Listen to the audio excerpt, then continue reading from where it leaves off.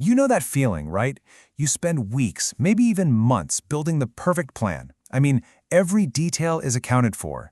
And then, one tiny little thing, something you didn't even think about, changes, and the whole thing just completely falls apart.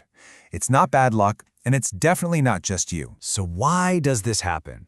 Why can a huge project, your entire career path, or even a relationship get totally derailed by something so small you never, ever saw it coming? It's one of the most frustrating things about life, for sure. But what if I told you there's a reason for it?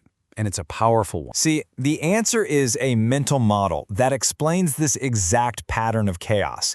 And once you get it, you will start seeing it absolutely everywhere.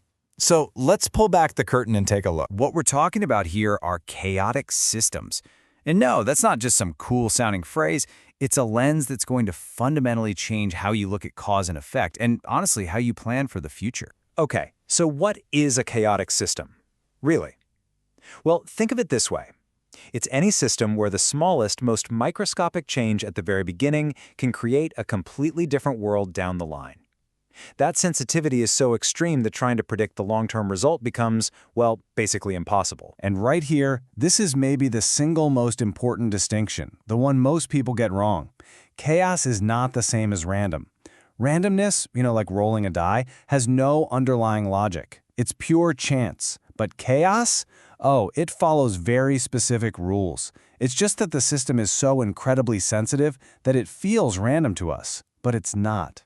And that difference is absolutely key. And look, this isn't some abstract science fiction theory. These systems are literally all around us, every single day. They work on a huge scale, like global economics or the stock market, but they're also in our daily lives. Ever been in a traffic jam that seems to have come from nowhere? Probably just one car that tapped its brakes. Or how about that one offhand comment that suddenly changes the whole dynamic of a party? Yep. That's chaos at work. This all brings us to the most famous metaphor for chaotic systems. It's one you've definitely heard of, but you might not fully get what it really means.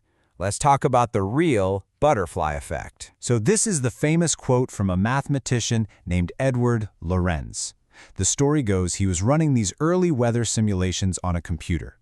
He reran a sequence, but to save time, he rounded one of the numbers, just from 0.506127 to 0.506.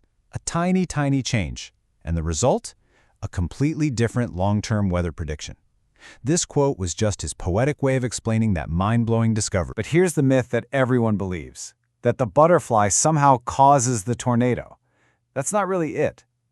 The reality is actually much more profound. The flap of the wings doesn't create the energy for a tornado. What it does is nudge the entire massive weather system onto a completely different path. So the real point is this.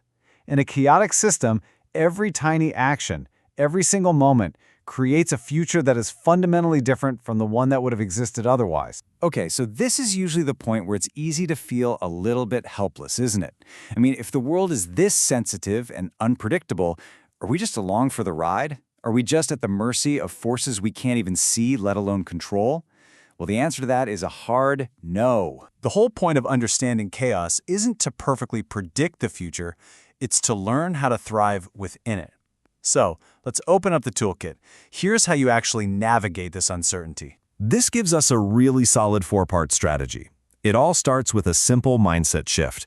You gotta accept uncertainty and start focusing on broad trends instead of trying to get perfect predictions. From there, it's about building adaptability, learning to think in layers, and finally, shifting from trying to control every outcome to simply influencing the system. Let's zoom in on that third step for a second, because this one is a total game changer. It's called second-order thinking.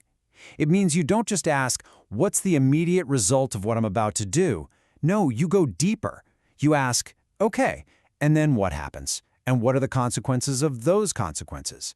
In a chaotic world, the ripples are often way more important than the initial splash. So, think about your own life. I'm willing to bet you have a story just like this.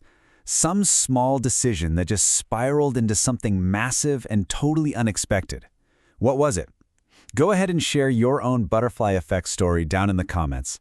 It is truly amazing to see how this principle shows up for real people. Now, like with any powerful tool, this mental model has a few traps you need to watch out for. And honestly, knowing the traps is just as important as knowing the concept itself. The biggest trap is probably paralysis by analysis. You become so aware of all the complexity that you just freeze and do nothing.